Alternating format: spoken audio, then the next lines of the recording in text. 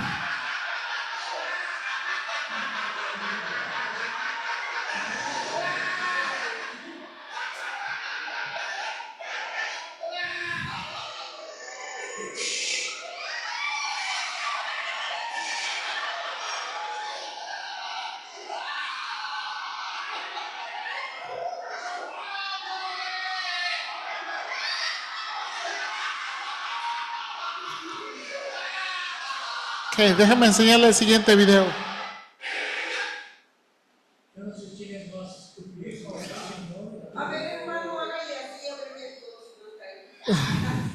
No. Voy. Escuchen. Escuchen esto. Amén. ¿Qué quiere decir? El temor es del diablo, no es de Dios. La Biblia nos dice que Dios no tiene un espíritu de temor. La duda no es de Dios, es del diablo. La incredulidad no es de Dios, es del diablo. El pecado no es de Dios, es del diablo. La enfermedad y la dolencia no es de Dios, es del diablo. Lo hemos probado a través de la palabra, eso es del diablo. Amén. Entonces, resiste al diablo. Ahora, ¿qué pasaría si un pensamiento viene a usted? Usted está visitando, digamos, a un vecino en su casa y de pronto tu mente está nítida, otra vez, por una razón u otra, y de pronto encima de la mesa hay un billete de dólares y usted dice, podría cogerlo si no está ahí en puerta de la diferencia. ¿Se diría eso? No, usted no resiste, es como si fuera el diablo tentando. Y es que no el diablo tentando. Entonces usted lo resiste, y dice, resisto a Satanás en el nombre de Jesús. Ok, y bueno, estos dos videos de Hagin, él de nuevo, él, hermanos, como estoy mencionando, él fue uno de los líderes que desarrolló este evangelio de la prosperidad. Y ahorita voy a enseñarles, él escribió un libro, hermanos, él fue uno de los más prolíficos escritores, tiene muchos libros. La mayoría de ellos son libros cortos de 30, 40, 50 páginas, los libros más, hay otros libros que son más grandes, pero especialmente en el segundo reel dice, la duda es del diablo, el temor es del diablo, la enfermedad es del diablo. ¿Ok? Y bueno, hermanos, una de las cosas o de los problemas con los del Evangelio de la Prosperidad, influenciados por el nuevo pensamiento, es que pensamos muy bien de la naturaleza humana. Hermanos, la Biblia nos dice realmente quiénes somos. Hermanos, y sin Cristo somos hijos de ira. Yo no sé si usted entiende eso.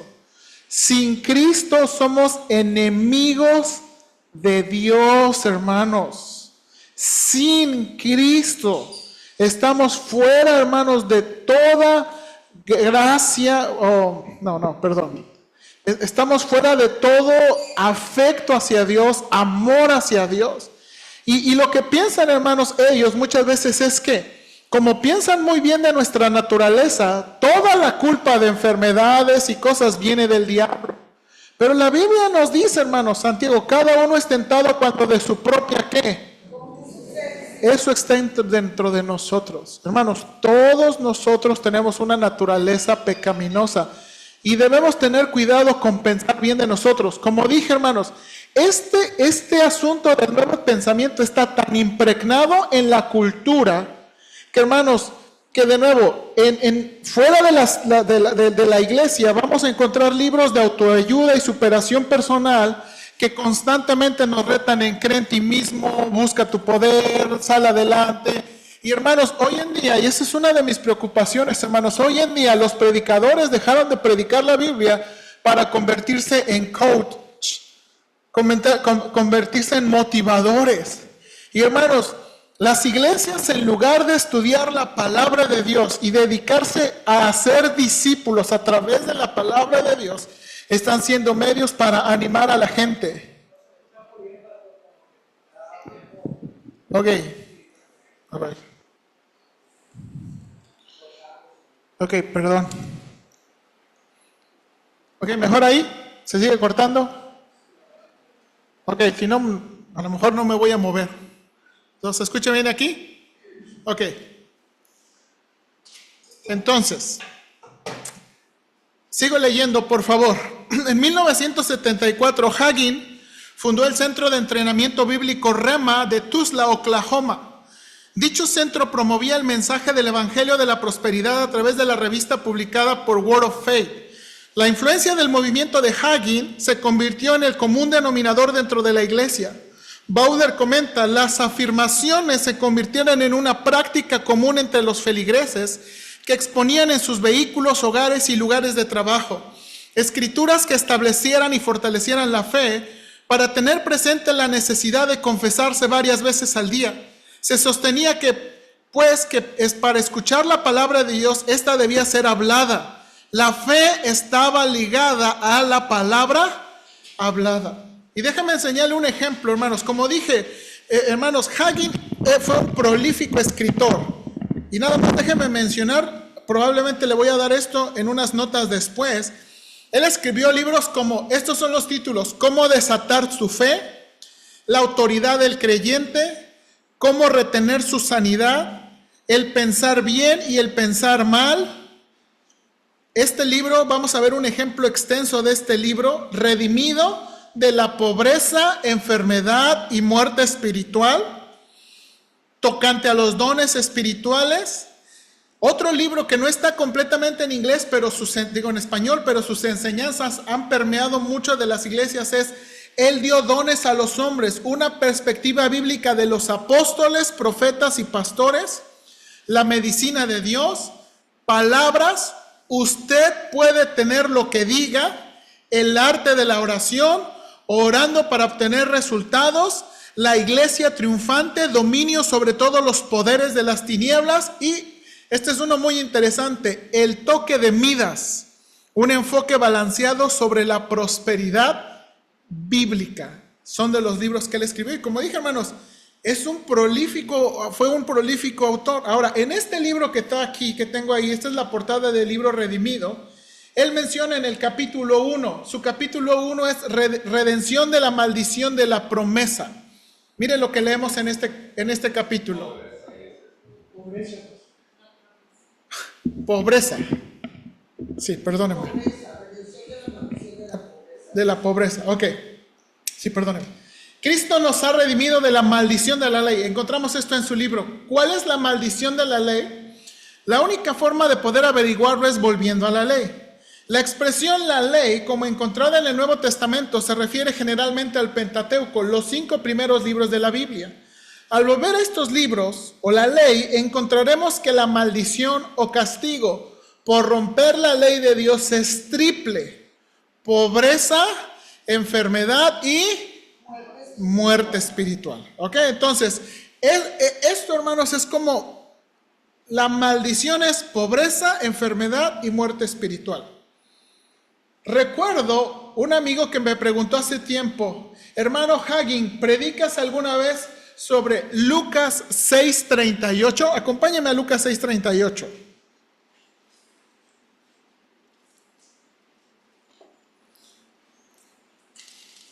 Vamos a leerlo juntos, hermanos. Lucas 6:38. Cuando llegue ahí, Lucas 6:38.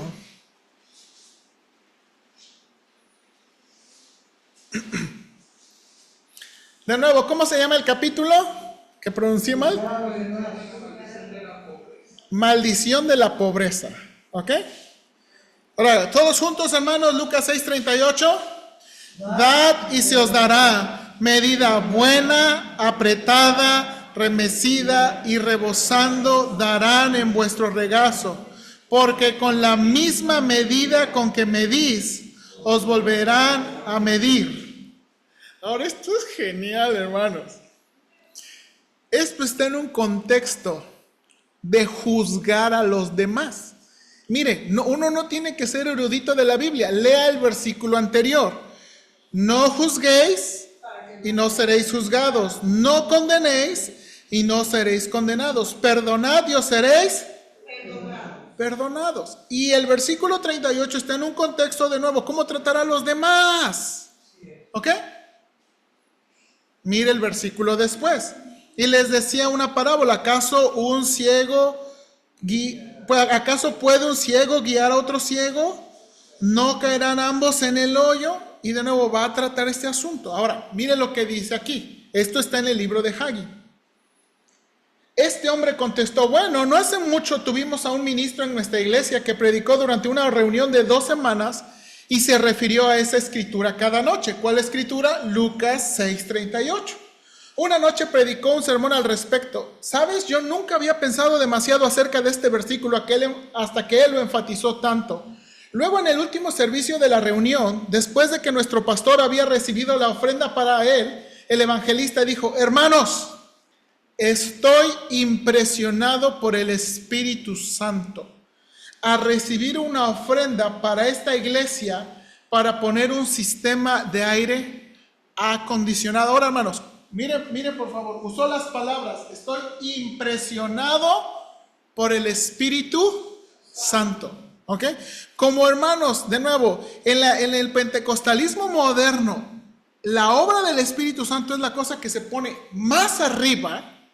Ir en contra de eso es ir en contra de Dios. ¿Ok? Seguimos leyendo. Mi amigo, el cual enseñaba la clase bíblica de hombres, una larga clase de unos 100, continuó contándome acerca del último servicio. El evangelista le dijo a la congregación de unos 1800, quiero recibir los $10,000 esta noche. Suena demasiado, lo sé, y ya han dado durante esta reunión, pero quiero retarles.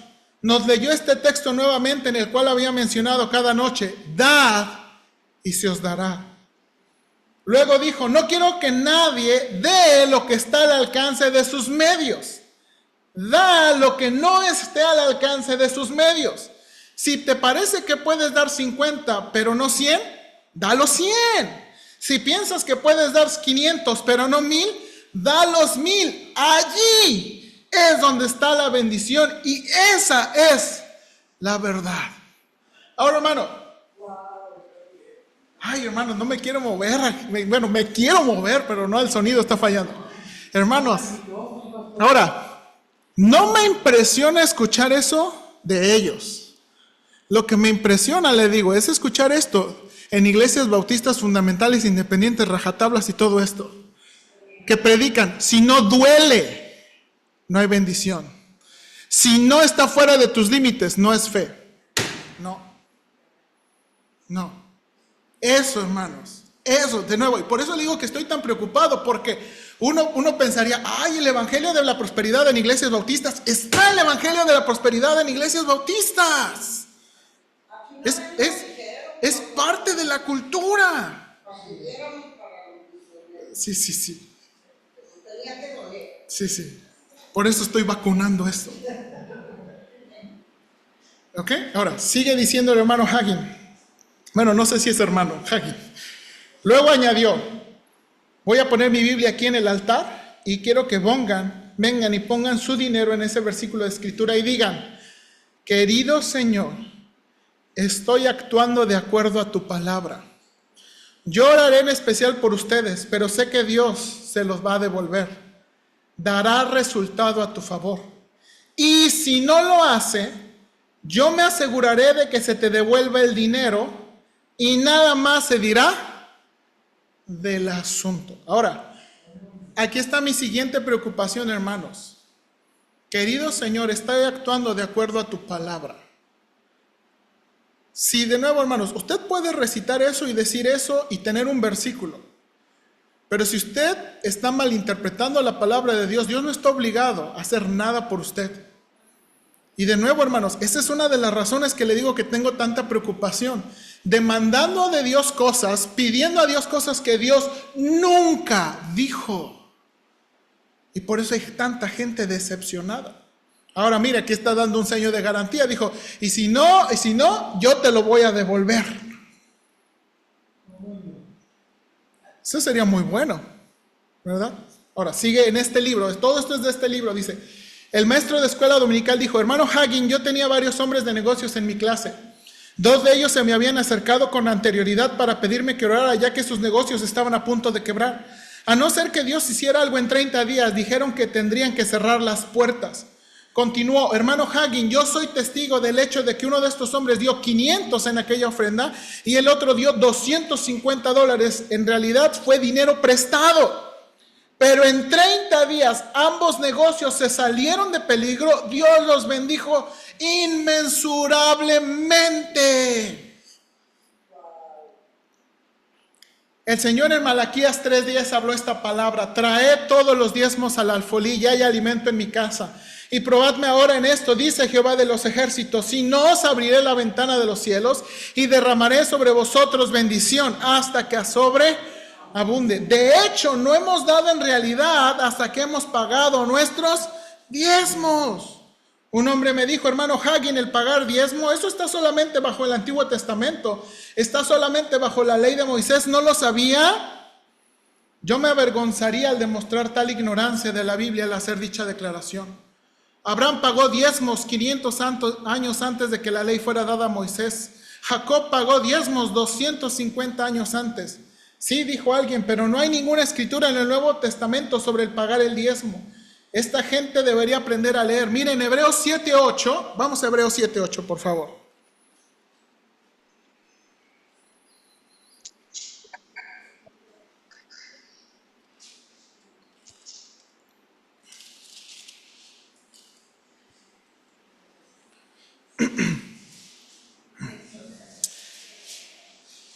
El contexto está hablando, hermanos, del sacerdocio de Cristo de acuerdo al orden de Melquisedec.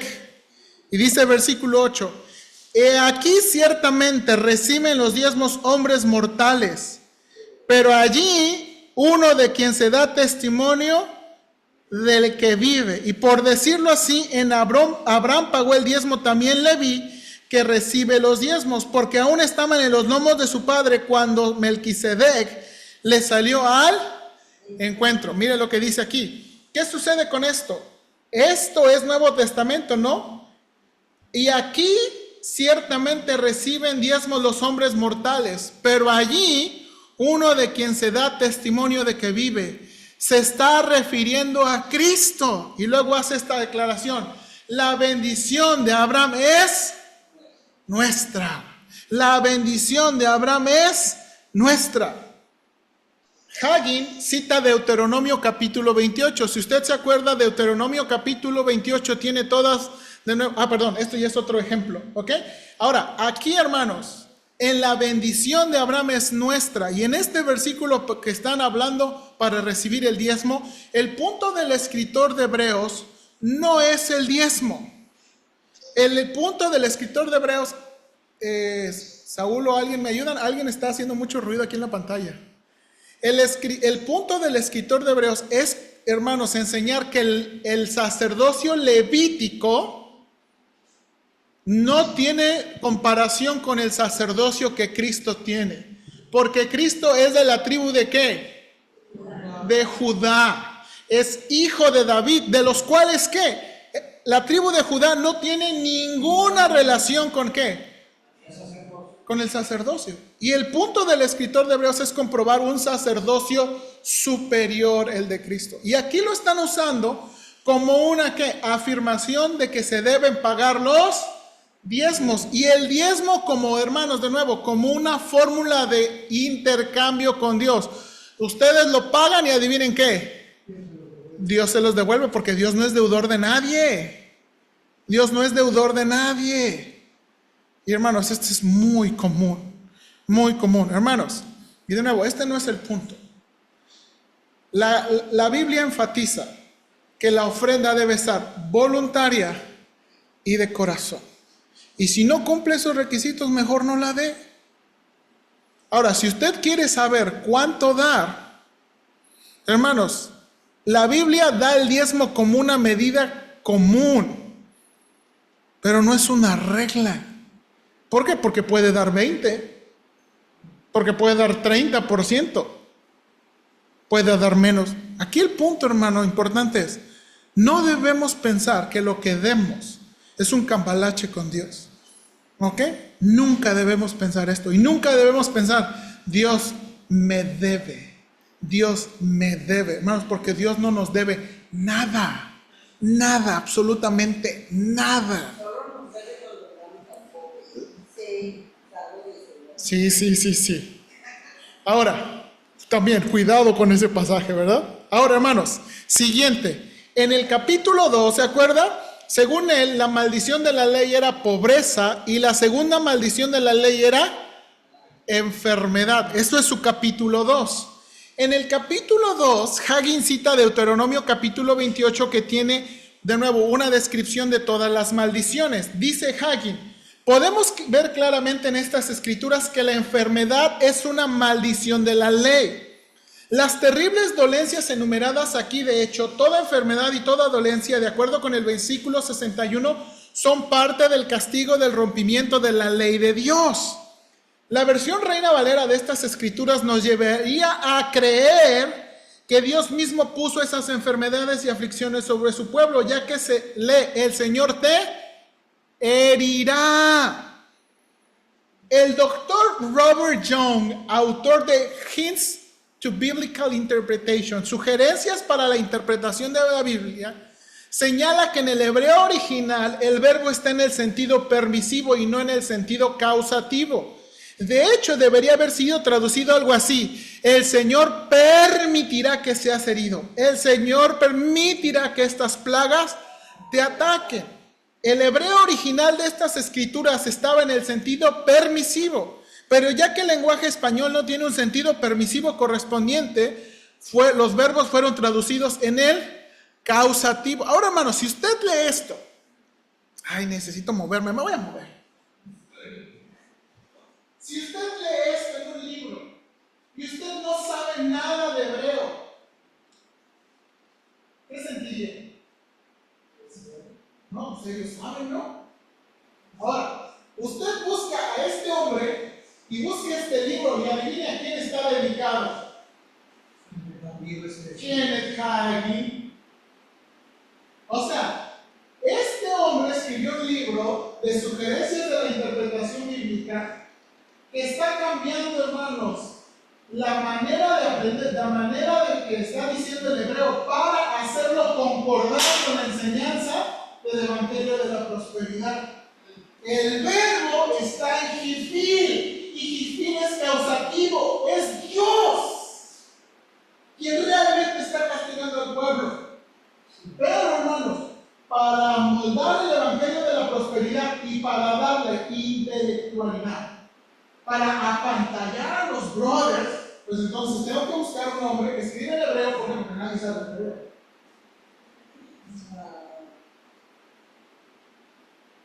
Están amoldando todo el día. ¡Oh, cómo me da coraje eso! ¿Por qué? Porque ahora están creando un libro de interpretación ¿para qué? Para darle una justificación. Pero ¿sabe qué más coraje me da? Que los hombres que estamos para predicar la palabra de Dios no estamos aprendiendo los idiomas originales. En lugar de estar ahí siendo estrellas, deberíamos estar metidos leyendo la palabra de Dios, aprendiendo los idiomas originales. ¿Para qué? Para no ser engañados ni engañadas. Por eso estamos, ¿verdad?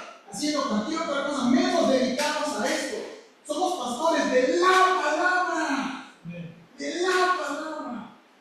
Y bueno, eso le digo a los alumnos. Ahorita no hay ningún alumno. Vean aquí que llegue. Los voy a parar. Ay, que ya llegué porque nos trae a nosotros. Ahora. Bueno. Continuamos. No. Dice Hagin, Dios no envía plagas y enfermedades sobre su pueblo como estos versículos parecen indicar.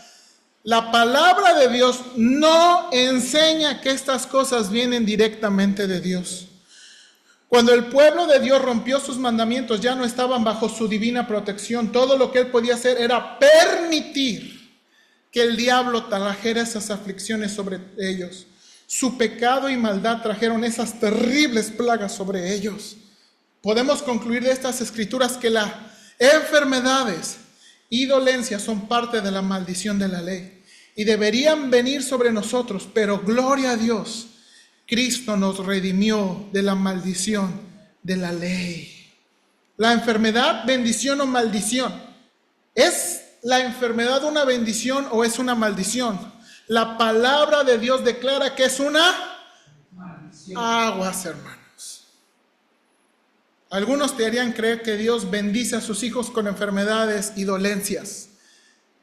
Si lo hace, yo preferiría que otro reciba tal bendición. Pero de acuerdo con la palabra de Dios, la enfermedad es una maldición y la salud es una bendición. Entonces, hermanos, yo pregunto, ¿para qué existe el libro de Job?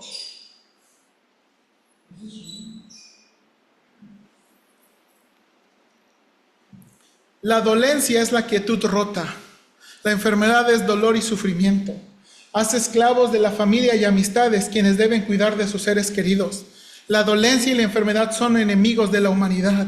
La enfermedad es un ladrón y bandolero. Le ha robado a muchas madres jóvenes su salud, belleza y gozo. Le ha robado esposas de sus esposos de sus esposas y les ha despojado a los hijos de su madre, ya que ella no es capaz de cumplir con sus deberes de esposa y madre. Las dolencias han robado a muchos jóvenes, viniendo a ellos en medio de su masculinidad, llenándoles de ansiedad y temor, robándoles la fe. La enfermedad y la dolencia roban a la gente de la felicidad, la salud y el dinero que necesitan para otras cosas. La enfermedad es la voluntad de Dios. La enfermedad y la dolencia no son la voluntad de Dios para su pueblo. Él no quiere que una maldición esté sobre sus hijos a causa de su desobediencia. Él quiere bendecirles con salud. Oh sí, algunos me han dicho, yo creo que Dios era el sanador de Israel bajo el antiguo pacto y Él quería que el pueblo de Israel tuviera salud, pero nosotros no estamos viviendo bajo aquel pacto. Eso no es verdad. Pero si el Antiguo Testamento proveía para la sanidad y el Nuevo Pacto o Testamento no lo hace, me pregunto si el Nuevo Pacto es tan bueno como el Viejo. Gracias a Dios la Biblia dice que el Nuevo Pacto es mejor.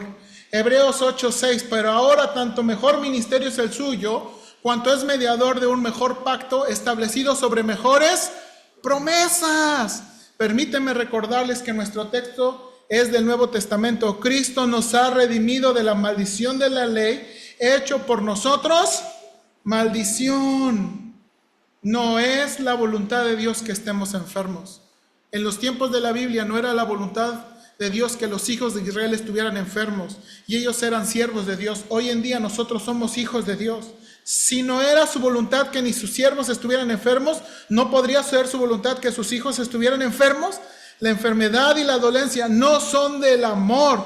Dios es amor. Ok, dos pasajes que quiero leer con ustedes aquí. Job capítulo 1.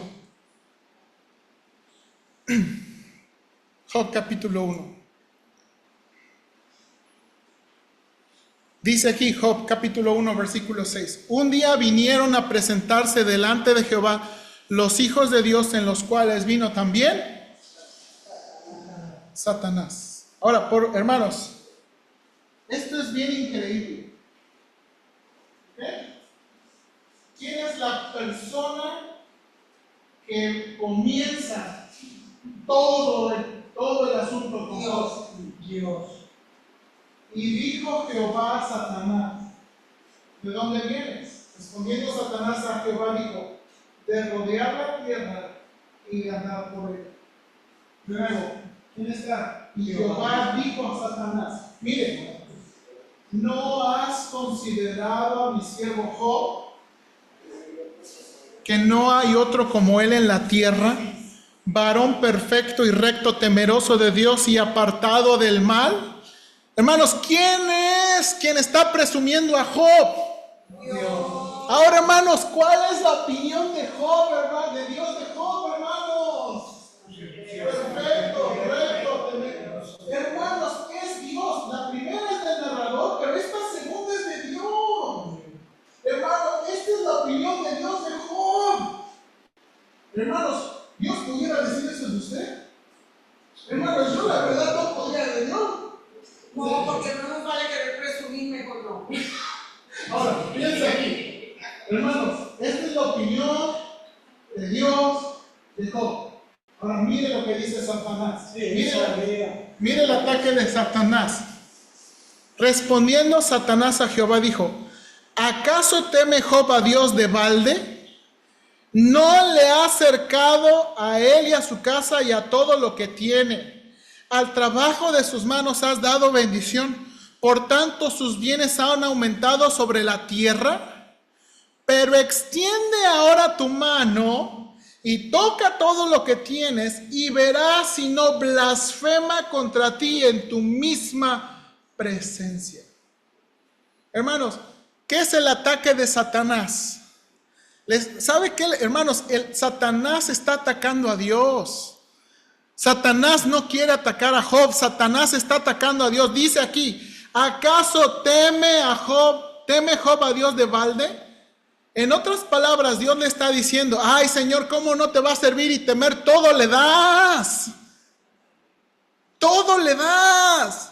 Y hermanos, y este es un ataque a la naturaleza de Dios. Tú nada más puedes conseguir que la gente te sirva por lo que das. La gente sí, Dios bonito, hermoso, por lo que le das. Y le está diciendo, quítale todas sus cosas, quítale todas las bondades y bendiciones y vas a ver si no blasfema. Y usted conoce la historia. Ok. Dios le quitó todo. Y Job se mantuvo. Hermanos, solamente en los primeros 2 capítulos vemos a Satanás. Satanás no vuelve a aparecerse en todo el libro. Satanás no vuelve a aparecerse en todo el libro.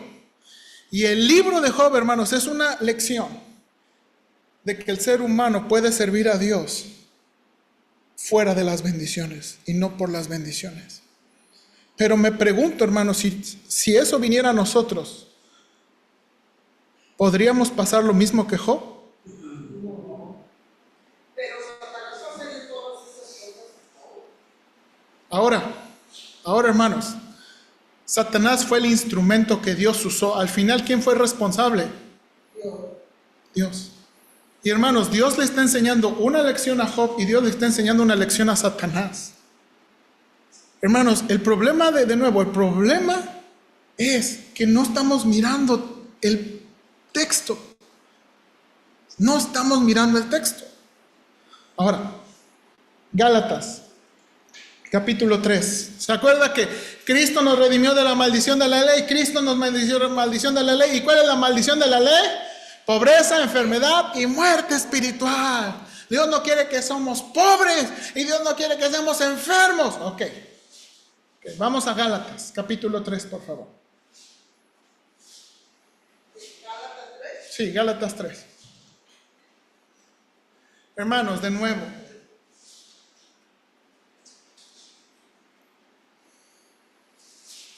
Dice aquí, oh Gálatas insensatos.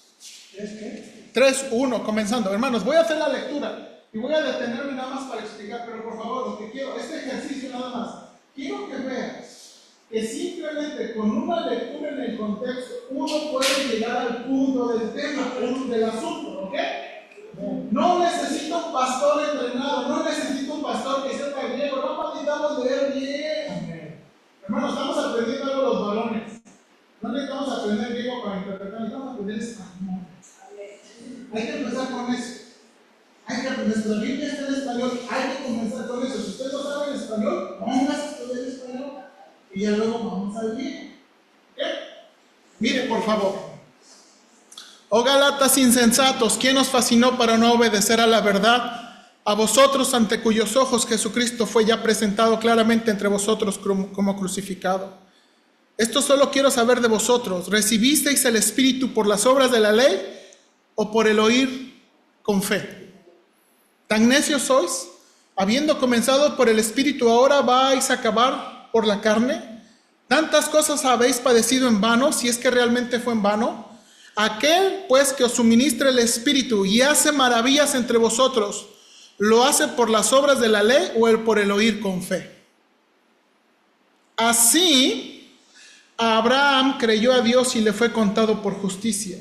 Sabed, por tanto, que los que son de fe, estos son hijos. Y la Escritura, previendo que Dios había de justificar por la fe a los gentiles, dio de antemano la nueva a Abraham diciendo: en ti serán benditas todas las naciones. De modo que los de la fe son bendecidos con el creyente Abraham. Ok, hermanos, este es, de nuevo, dice Calvin y los del Evangelio de la Prosperidad, las promesas de Abraham son nuestras. No.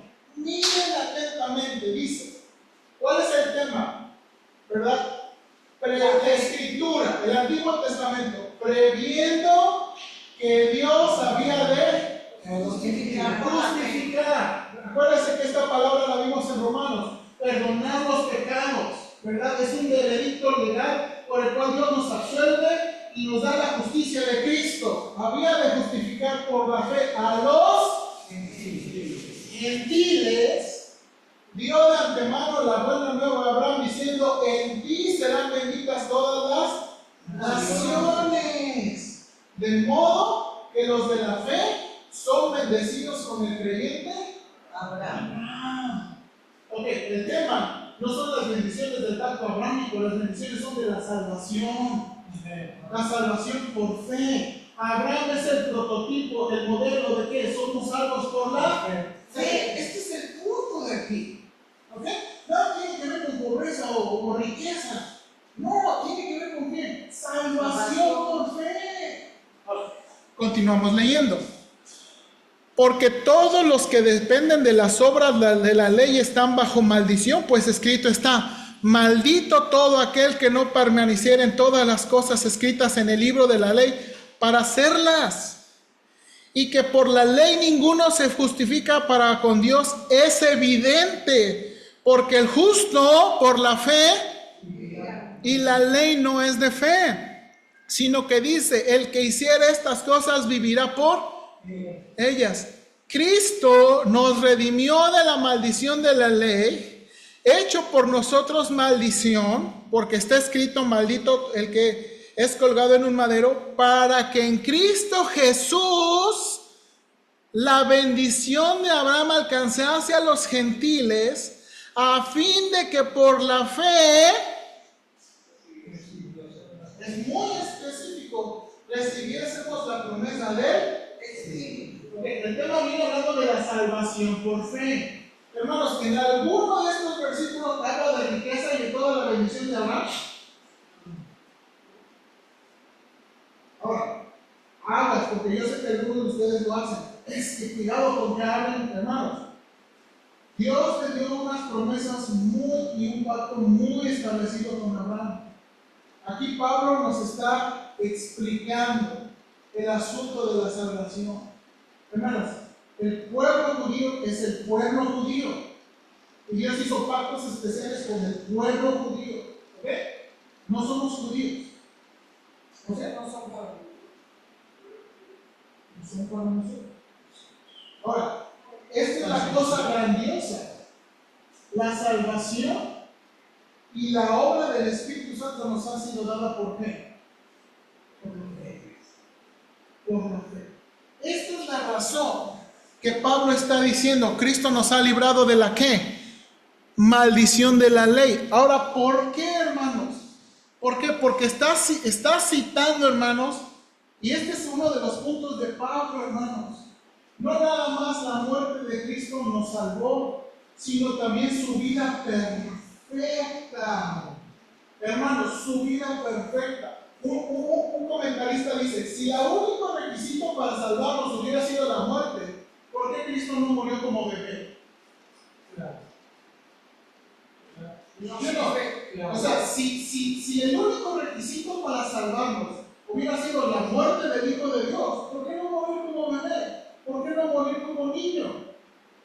Pero era también su vida aquí, de obediencia. Ese es el punto del escritor de Hebreos. Ese es el punto de Pablo. Dice: por la desobediencia de uno, todos fueron pecadores.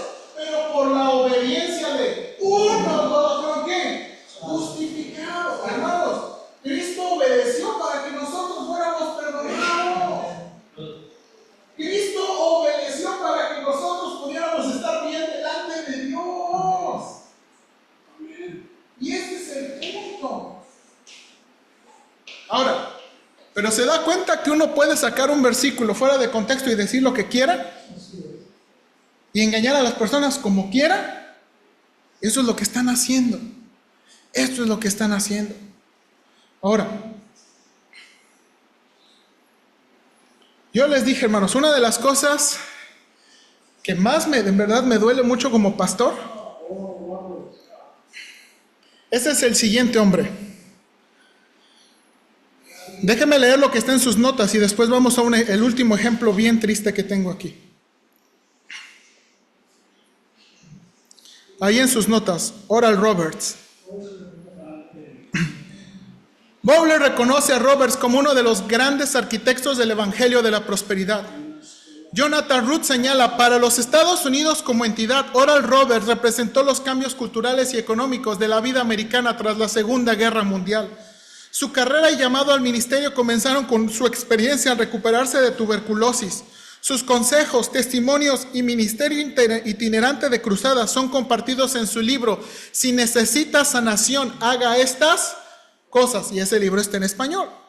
Root señala, Oral estaba al frente proyectando una nueva imagen dentro del pentecostalismo, tanto como practicantes de la fe como creyentes de la medicina. Roberts apareció por primera vez en televisión en enero de 1954, estableciendo un parteaguas en alcance congregacional.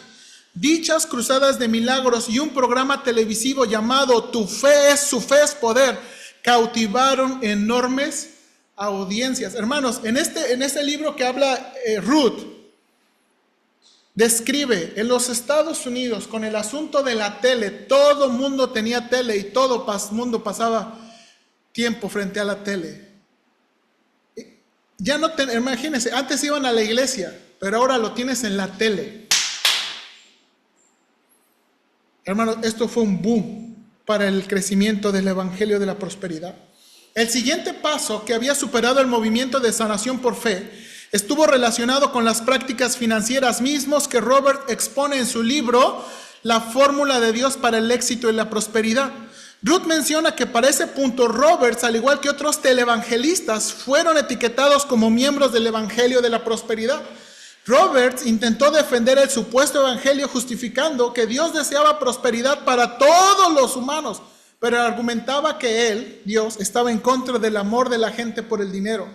Ruth manifiesta que Roberts había desarrollado un programa de alcance que incluía publicaciones literarias por medios de Life, ¿verdad? Literatura de liberación en todos los idiomas para toda criatura, así como un centro de entrenamiento, el cual se convertiría en la Universidad Oral Roberts de Tulsa, Oklahoma.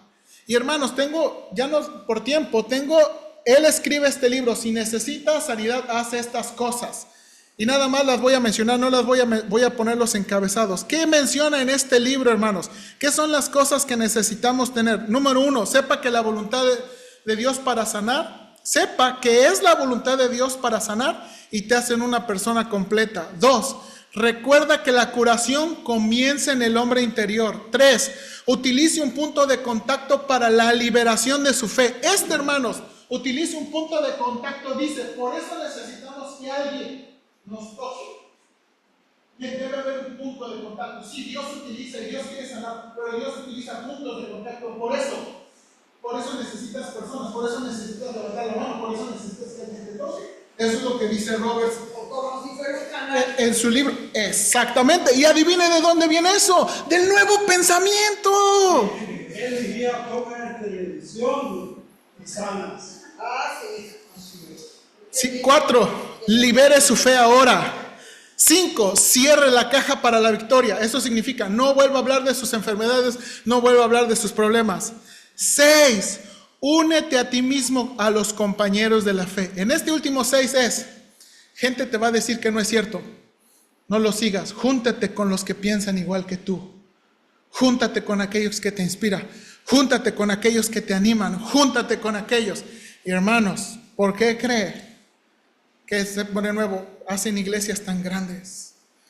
Ahora, hermanos, en 1979 hubo gente dentro del evangelio de la prosperidad que empezó a salirse, que empezó, hermanos, a ver que esto no era todo lo que prometían y que esto no estaba bien. Y se escribieron libros como El Pináculo del Templo, de Charles Farah, donde él denuncia, hermanos, este asunto del evangelio de la prosperidad y cómo personas, hermanos, él se dedicó a buscar personas que no tuvieron sanidad, no tuvieron dinero. Esas personas, hermanos, de nuevo, los videos siempre nos presentan personas testimonios enfrente, personas, pero hay muchas personas allá atrás en las campañas que no sanan. Hay gente de silla de ruedas atrás que no sanan. Hay gente que trae sus hijos abrazando y no sanan.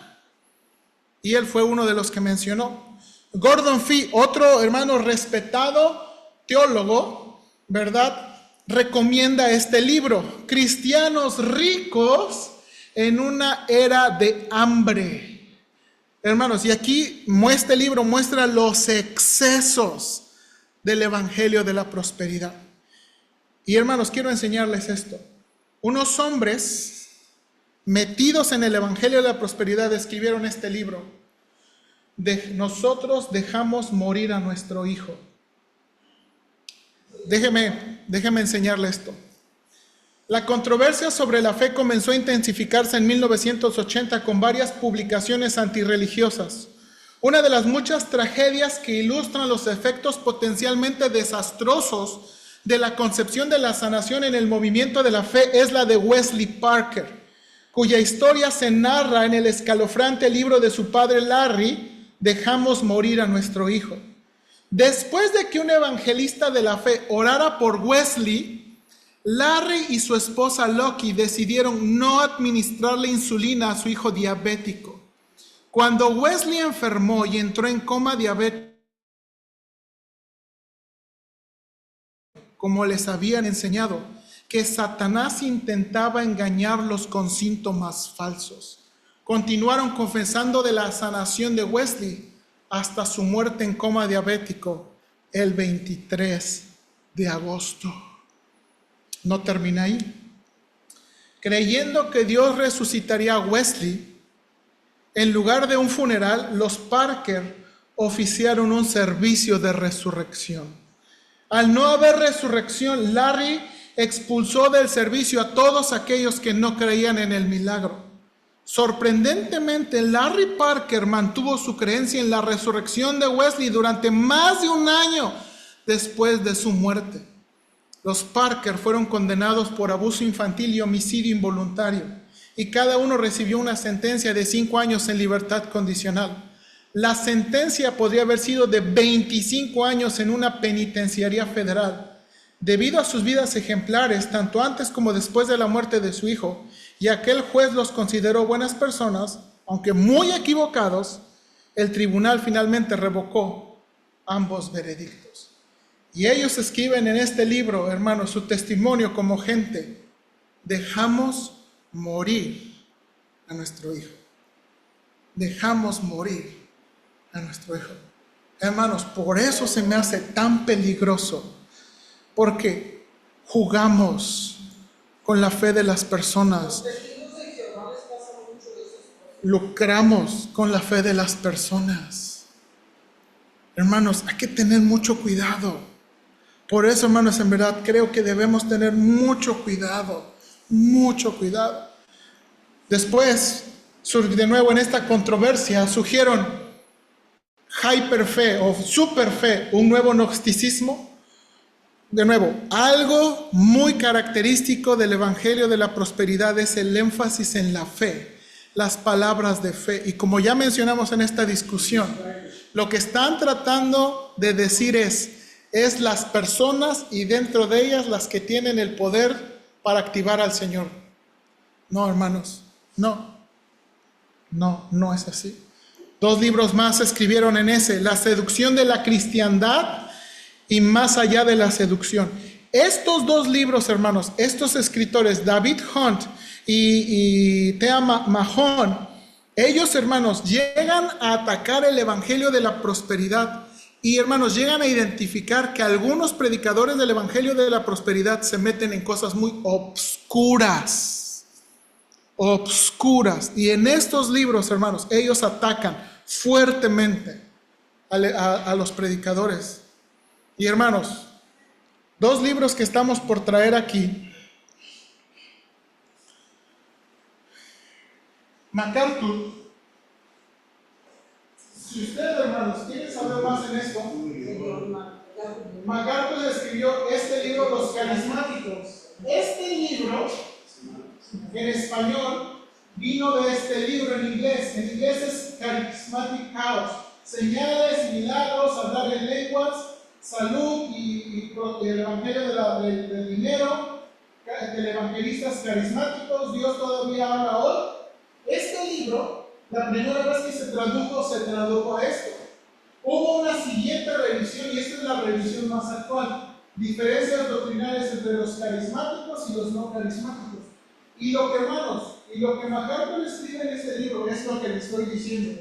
Básicamente un resumen de las creencias y de los problemas. De nuevo, si usted está muy interesado en seguir aprendiendo, este es uno de los que yo le recomendaría. Voy a traer el de en medio. El de en medio es el que voy a traer. Hermanos, y de nuevo, esta es una de las razones por las cuales en verdad quiero enseñar esto, porque el Evangelio de la Prosperidad, de nuevo, está parte de nuestra cultura y es parte de las iglesias. Y debemos tener mucho cuidado con eso. Hermanos, yo quiero y deseo de todo corazón que desarrollemos un amor a Dios, un temor a Dios, basado en la palabra de Dios, basado únicamente y fielmente en la palabra de Dios. Tenemos que luchar por entender la palabra de Dios. Tenemos que luchar, hermanos, por entender el texto de las Escrituras. Porque, hermanos, nuestra decepción va a venir de personas que tuercen las Escrituras. Tuercen las Escrituras. Y, hermanos, la verdad, gente está yendo al infierno y gente está muriendo físicamente por predicadores de ese tipo, lucrando y engañando a las personas con un falso evangelio. Vamos a orar. Señor, ayúdanos, por favor. No estamos aquí para decir que nosotros somos perfectos y que nosotros tenemos la verdad. No. La verdad está en la palabra de Dios. La verdad está en la palabra de Dios. Y Señor, deseamos de todo corazón, estudiarla, luchar por entender el texto para conocerte a ti. Señor, aquí de nuevo delante de los hermanos, yo no niego que tú puedes hacer milagros. Yo no niego, Señor, que cosas sobrenaturales todavía pasen en la iglesia y fuera de la iglesia. Lo que sí, Señor, me rehúso a creer es personas que se atribuyan a sí mismos dones de sanidad y dones de lengua y que por medio de eso lucren con la fe de las personas. Señor, ayúdanos, por favor. Y ayúdanos de nuevo. Yo, Señor, tengo mucho temor ahora porque cosas aún que se practican en las iglesias bautistas y otras iglesias están derivadas de esto, del Evangelio de la Prosperidad. Y Señor, me da miedo, porque muchos están engañando personas. Ayúdanos, Padre, por favor, a ser como los de Berea, examinar cuidadosamente las Escrituras para comprobar si estas cosas son ciertas. Ayúdanos a todos. Señor Padre, por favor, ayúdame a los hermanos. Dame la gracia como pastor de ayudar a mis hermanos a que ellos puedan leer su propia Biblia y que no dependamos de un pastor o un erudito o alguien y pongamos nuestra fe en esa persona. No, en la palabra de Dios. Señor, yo no quiero que me vean a mí los hermanos como la cultura nos ha enseñado por medio de este Evangelio de la Prosperidad, que yo soy el ungido, que yo soy la autoridad. No, Señor, yo soy un pastor. Y quiero ser un pastor como el Nuevo Testamento enseña. Yo no soy gerente de una congregación. Esta iglesia no me pertenece, le pertenece a Cristo que la compró con su propia sangre. Yo soy un miembro con un don de pastor. Yo no soy un gerente, yo soy un dueño. La vida de los hermanos no me pertenece, te pertenece a ti. Y queremos, Señor, juntos crecer y amarte a ti de todo nuestro corazón. Ayúdanos, Padre, por favor, te lo suplico. Por favor, en Cristo Jesús. Amén. Bien, hermanos, vamos a terminar, si me permite, cantando